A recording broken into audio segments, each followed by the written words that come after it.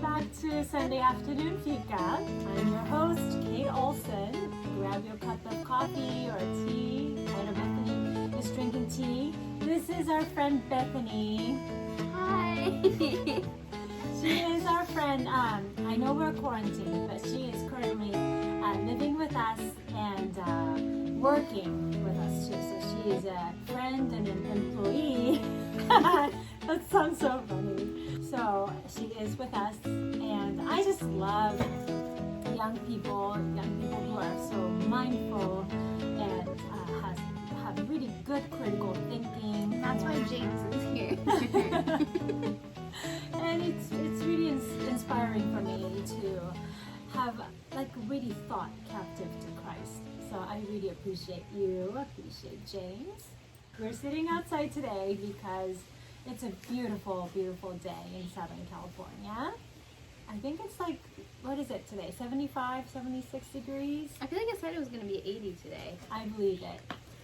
It's really sunny. There are no clouds in the sky. It's really lovely. So we decided to sit outside today. Well, we started to feel a little bit of the consequences of quarantine that I wasn't really thinking at the beginning. So for example, haircut. So James got a haircut this week. How did you get a haircut, James? My dad gave it to me. Yeah. He did a good job. Yeah, he did a really good job. So today I made banana bread. I know nothing fancy, but I had overripe bananas and I needed to use them. And this is a sour cream banana bread. Sour So cream? It's very moist. Is that Mm-hmm. the same you make every time? Yeah. I don't know about you, but I have a hard time making banana bread because it's always that right in the middle on top. They don't get cooked or they don't get baked all the way.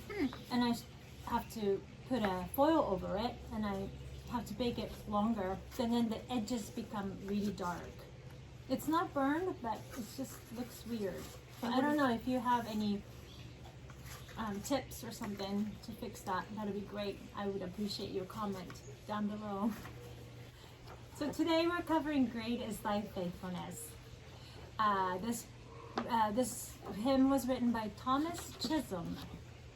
I had a hard time pronouncing Chisholm. I hope I'm saying it right. Thomas Chisholm. Schism. It's almost like a Chisholm, but I think Rob said it's Chisholm. So Thomas Chisholm. And this was written or published in 1923. Okay. Thomas was born in 1866 in Kentucky. His contemporaries, it always helps me to know the contemporaries, like what era Yeah. was he born. So his contemporaries were Albert Einstein, Helen Keller, Winston Churchill, Thomas Edison, and Van Gogh. Wow. Yeah, so that is the era. Those were a lot of groundbreaking, changing the world kind of people. So let me quickly cover his life. He was born in 1866 in Kentucky. He was converted at age 27. He was a school teacher when he was 16, so he started young. And he was a school teacher. He became a pastor at age 36 and went into full-time ministry, but his poor health didn't help him last in ministry. So he left and then he worked at an insurance company the rest of the life. Wow. He was in poor health, but he lived till 93. So that was Wow. amazing. When Thomas was 57, he sent his collection of poems to his friend, who was a good friend of his, William Runyon, who at that time was working for a hymnal publishing company. Thomas had written over 1,000 poems, and I don't know how many actually have become hymns, but Great is Thy Faithfulness was one of them. It took a while for this hymn to be sung widely, but Billy Graham Crusade started using Great is Thy Faithfulness, and that's how it became well known and well sung amongst a lot of believers. And this real quick, and this William Runyon, who composed this tune, he was so touched by the poem by Thomas that he really wanted to do a good job making a tune for this. So he prayed and prayed and prayed so fervently for this tune. And so we can say that the tune was a fruit of William Runyon's fervent, earnest prayer. Oh, that's nice. Yeah. And there are a lot of hymns that have really moving backstories. For example, what do you guys know about some backstories that was like, wow, this is great, amazing stories behind this hymn that I didn't know. It is well with my soul. It is well with my soul. Horatio Spafford. He lost 3 of his daughters in shipwreck. And Don't spoil it, oh, because we're going to cover it someday. He had a really depressing life, yes. but he wrote that it was well with his soul anyway. Yeah, so there are hymns like that. And there's another hymn, Oh Love That Will Not Let Me Go, by George Matheson. He was becoming more and more blind, and then he lost his love, and all these heartbreaking themes in his life. And he wrote beautiful hymns. But this one, The Great Is Thy Faithfulness, is just an ordinary hymn. Bob Coughlin, who is a director of Sovereign Grace Music, he said he called this a hymn for ordinary Christians. And I really like that because it doesn't have to have a drastic and dramatic story behind it. Praising God and singing to Him should be an everyday thing. So let's talk about this hymn. First verse. Great is thy faithfulness, O God my Father. There is no shadow of turning with thee. Thou changest not. Thy compassions, they fail not. As thou hast been, thou forever wilt be. What do you guys think? Well, I looked at this before we started today, and it seemed like the very first verse was kind of an overall who God is and why we can trust in His faithfulness. And that's what we just read is the first verse. And then as it goes on, it talks about the common grace kind of a thing and what He does personally for me. But the very first verse kind of sets up, this is who God is, and so that's why His faithfulness is great, and that's why we can even talk about it. I like it because kind of like what we were just talking about, God's faithfulness is constant and, dare I say it, ordinary, in the sense that God is not a God of drastic,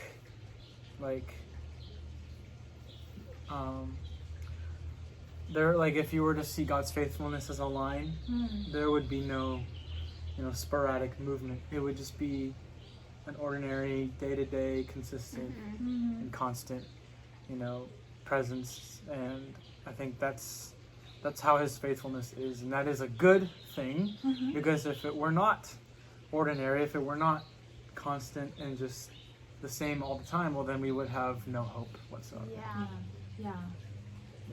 There would be no reason to be joyful every day. Yeah, like our faithfulness to people and also to the Lord is all very inconsistent. There are days when we're very willing to talk to people and help them, but then there's days where we need alone time and just time to be by ourselves, and we're not really that eager to listen to people or help them or be there for them.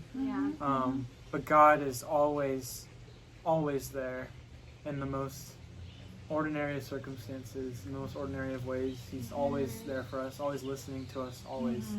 And Christ is always praying and interceding for us at all times. And God is not ordinary in any means in the sense of His character, but in His love for us and in His presence in our lives. He's always there in just the most day-to-day, even in the most mundane ways. He's just there, And how easy it is for us to take advantage or take it for granted. And we just don't think about it much. But it's great. Great is thy faithfulness. His faithfulness is great. Yeah. It's worth praising for. Yeah. James 1:17 reads, "Every good gift and every perfect gift is from above, coming from the Father of lights, with whom there is no variation or shadow due to change." I think that's what this first verse talks about, that there is no shadow of turning with thee. That how regular light, the sun or any lights, it fluctuates and it does not have the solid, consistent, like James you were talking about, consistency in that lighting. But God is the Father of lights, and He is the source of light. And then from that light, there is no fluctuation of anything that we may see in shadow or variation in the shadows. And so that's what I think the first verse was touching on that. Yeah.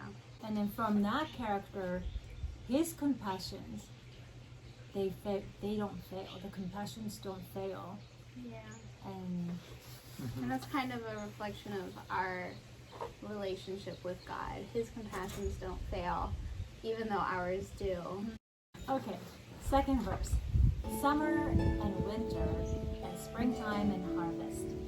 Sun, moon, and stars in their courses above. Join with all nature in manifold witness to thy great faithfulness, mercy, and love. What do you guys think? It kind of reminds me of This Is My I Father's was World. thinking the same Yeah. thing. It's like the same kind of theme.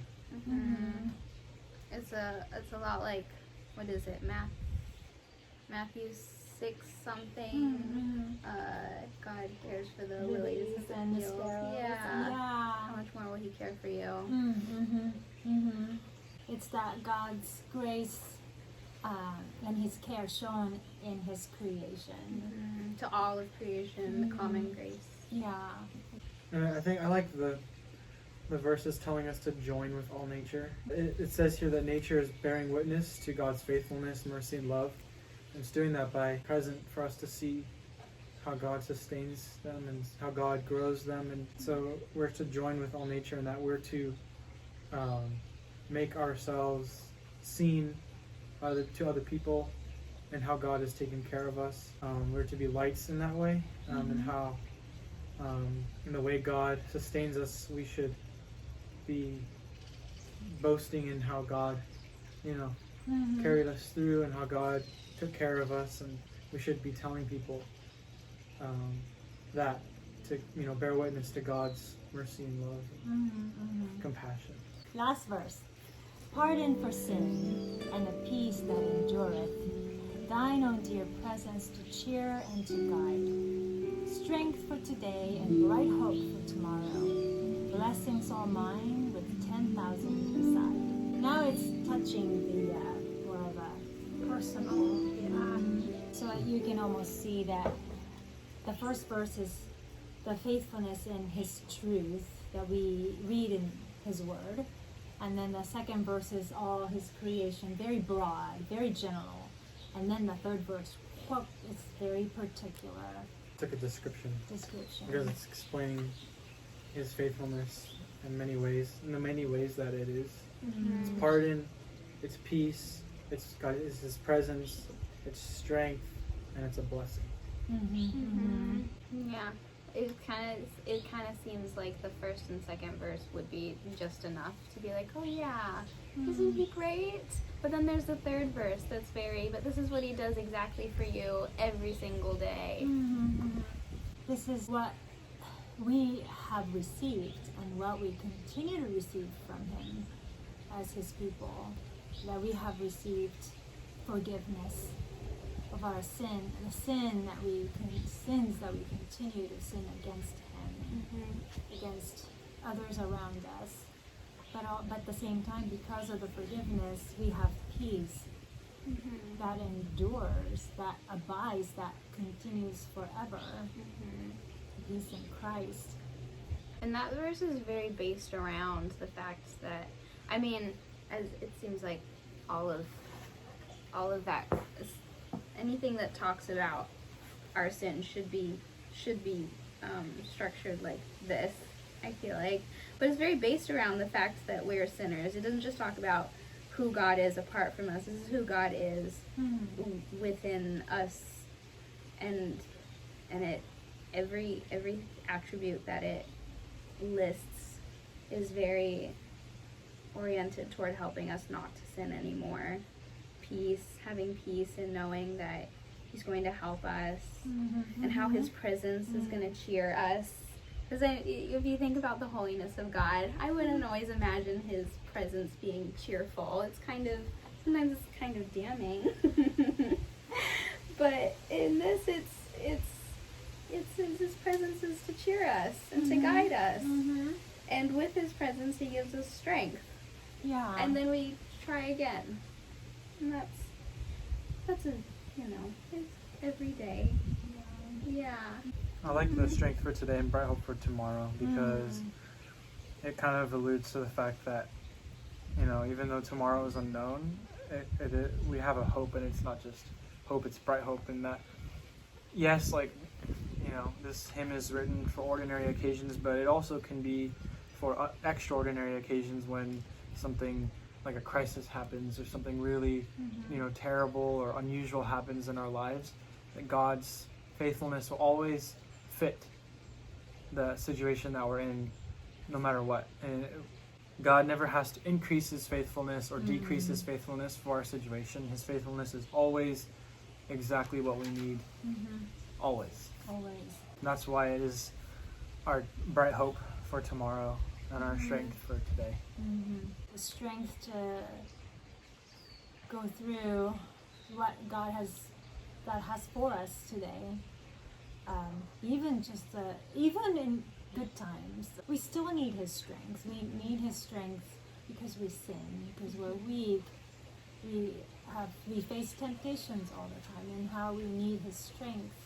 And I like how bright hope for tomorrow, the hope that that is not just wishful thinking, that tomorrow will be a better day. It's not like that. That hope that we have in Christ is a hope that is living and abiding, not just a better day tomorrow, but it's the hope that we will love Him more, we will know Him more, and eventually we will be with Him in glory, and we will not have our sin, we will have no struggles, and we will see our loving Savior that we love face to face with no sin hindering us, and all that we have to look forward to.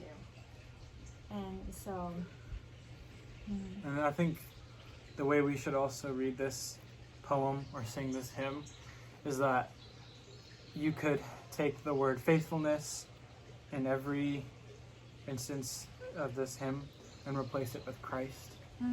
Because the ultimate revelation of God's faithfulness is Christ. You could sing, "Great is thy Christ, O God my Father." You could sing, summer, winter, springtime, harvest, sun, moon, stars, they join with all nature, a manifold witness to thy great Christ, mercy and love. And then Christ is our pardon for sin. He is our peace that endures. He is our dear presence to cheer and to guide. He is our strength for today and our bright hope for tomorrow. And He is our blessing, Does this move you? Move me to sing? I think that's the goal of this YouTube channel, that at the end, gleaning so much from Him, I just want to burst out singing at the end.